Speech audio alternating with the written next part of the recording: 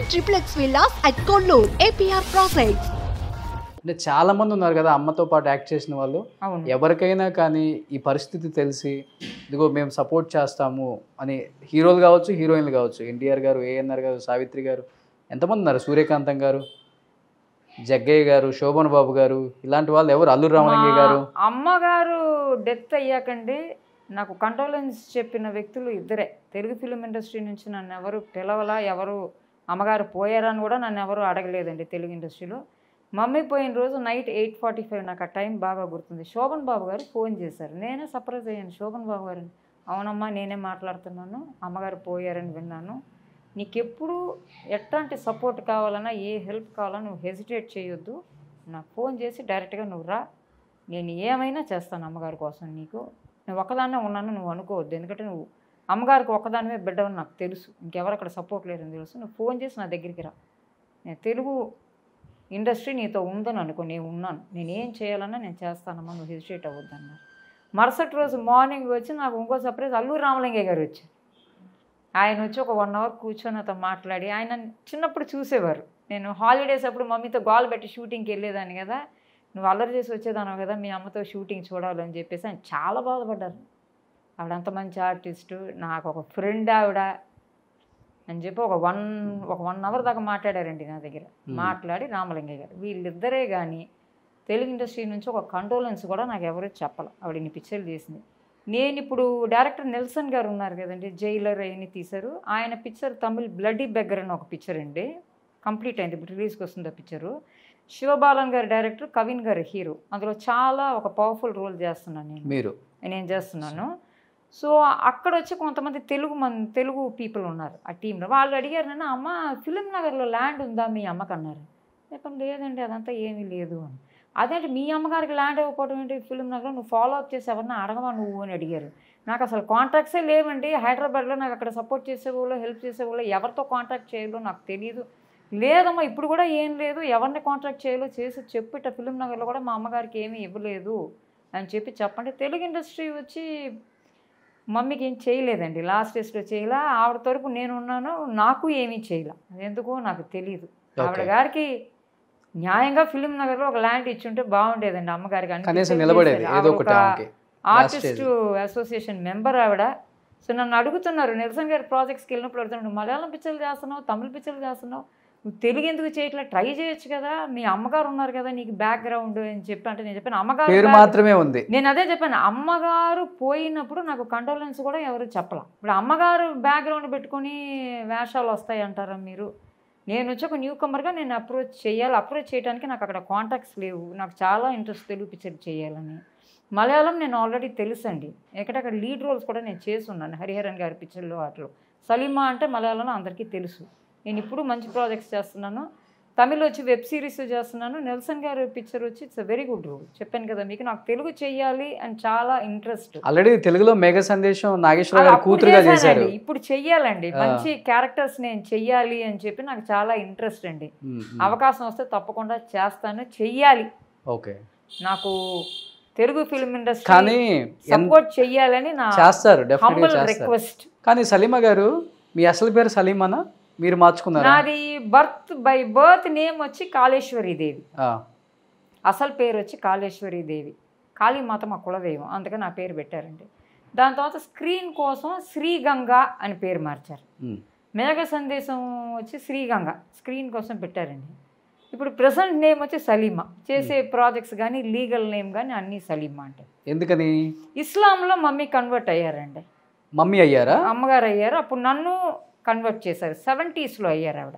ఎందుకని? ఆవిడకి mount road దర్గా ఉంది కదండి, ఇక్కడ మౌంట్ రోడ్ దర్గాలో ఆవిడకి ఏదో చాలా ఫేత్ ఆవిడకి.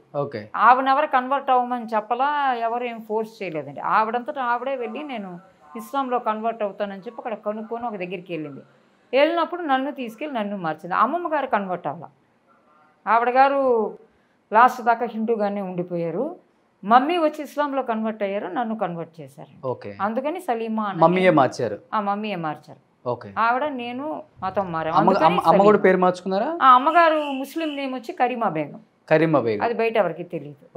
మాకు గిరిజగానే తెలుసు కదా. తెలుసు కానీ అమ్మగారు గురించి ఇదంతా రాలే. సలీం అంటే నేను ఇప్పుడు ప్రెసెంట్ యాక్టింగ్లో ఉన్నాను కనుక గిరిజ గారి డాక్టర్ సలీమా అంటుందని కొంతమంది అడుగుతారు.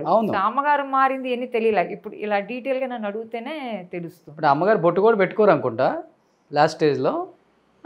అదే ఇస్లామిక్ మారేది కాబట్టి మీరు పెట్టుకుంటున్నారు. నేను పెట్టుకుంటాను షూటింగ్ల కోసం.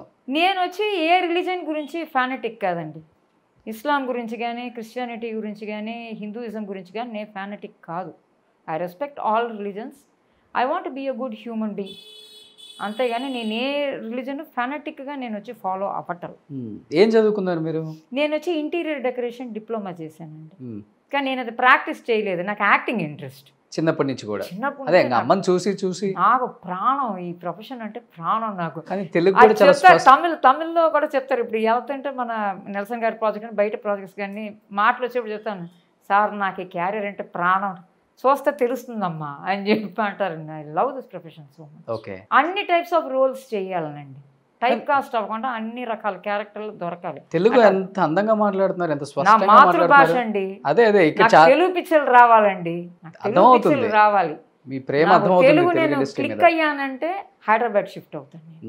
మంచి అవకాశాలు దొరికితే నాకు నేను డెఫినెట్గా హైదరాబాద్ షిఫ్ట్ అవుతాను. కానీ అమ్మ చనిపోయినప్పటికీ ఒక సొంత ఇల్లు ఉందన్నారు కదా మీరు? అది నేను కొన్న ఫ్లాట్, మా అమ్మగారిది కాదు. ఇప్పుడు ఎందుకని చివరికి మీరు ఒక చిన్న రూమ్ కు షిఫ్ట్ అయిపోయారు? ఇది సింగిల్ బెడ్రూమ్ ఫ్లాటే కదా. అది ఎందుకు షిఫ్ట్ అయిపోయారు మళ్ళీ? నేను ఒక్కదాన్నే కదా ఉంటున్నాను. ఇప్పుడు అది ఉందా, ఉంచుకున్నారా? లేదు సార్, అది ఏంటంటే వర్షం వచ్చిందంటే మొత్తం గ్యారేజ్ లెవెల్ మొత్తం అండర్ వాటర్ వెళ్ళిపోయి కారు స్టీరింగ్ లెవెల్ దాకా వాటర్ వస్తుంది. చాలా ప్రాబ్లం అయింది ఆ బిల్డింగ్. అది ఇచ్చేసి నేను ఒక ల్యాండ్ తీసుకున్నాను. సో అది ల్యాండ్లో ఇన్వెస్ట్ చేసుకున్నాను సార్ నేను. ఇప్పుడు నేను వచ్చి ఓన్లీ పర్సన్, నాకు ఇంకెవరు ఫ్యామిలీ మెంబర్స్ లేరు. నాకు సింగిల్ బెడ్రూమ్ చాలండి. అసలు ఫైనాన్షియల్గా మీకు ఇబ్బంది ఏం లేదు ఇప్పుడు? ఐఎమ్ సపోర్టింగ్ మై సెల్ఫ్ అండి. అంతే, ఐఎమ్ సపోర్టింగ్ మై సెల్ఫ్. నాకేంటంటే I want work. So financial help అక్కర్లేదు. లేదు, I'm working, I'm asking for work. So వచ్చింది మీ ఖర్చులకి, నాకు దొరికేది ఏదో నేను సంపాదించుకుంటున్నాను, కష్టపడి నేను సంపాదించుకుంటున్నాను. నా ఖర్చులు ఏదో నేను చేసుకుంటున్నాను. నేను తెలుగు వాళ్ళని రిక్వెస్ట్ చేసేది ఏంటంటే నేను వర్క్ ఇమ్మని చెప్పి రిక్వెస్ట్ చేస్తాను. గ్రేట్ అండి. నేను చాలా మందిని కదిలిచ్చాను. ప్రతి ఒక్కళ్ళు మేము ఆర్థికంగా ఇబ్బందులు పడ్డాం, డెఫినెట్గా ఫైనాన్షియల్ హెల్ప్ అని చాలా మంది అడిగారు. చెప్పి నాకు మంచి కానీ మీరు నేను క్యారెక్టర్స్ ఇచ్చారంటే మీరు నేను చేస్తాను. సెల్ఫ్ రెస్పెక్ట్ ఎక్కువ మీకు. నేను తెలుగు పిల్లని, మా అమ్మగారు ఇన్ని పిక్చర్లు చేశారు. నేను ఎవరు తెలుగు వాళ్ళ దగ్గర చెప్పినా కూడా నేను ఈ క్వశ్చనే అడుగుతున్నారు. నేను చేసే మలయాళం ప్రాజెక్టులు, తమిళ ప్రాజెక్టులు, తెలుగు వాళ్ళు ఎవరన్నా వచ్చి గిరిజ గారి కూతురు, గిరిజ గారి కూతురువా, నువ్వు తెలుగు పిక్చర్లు చెయ్యాలి, నువ్వు ట్రై చేయమ్మా ఫస్ట్ ఈ మాట అంటున్నారండి. ట్రై చేస్తానండి, నాకు అక్కడ ఎవరో కాంటాక్ట్ సరిగా లేదమ్మా, నువ్వు ప్రయత్నించి డెఫినెట్గా. బట్ అమ్మ లాస్ట్ స్టేజ్లో ఉన్నప్పుడు ఎవరితో మాట్లాడటానికి ట్రై చేయలేదా?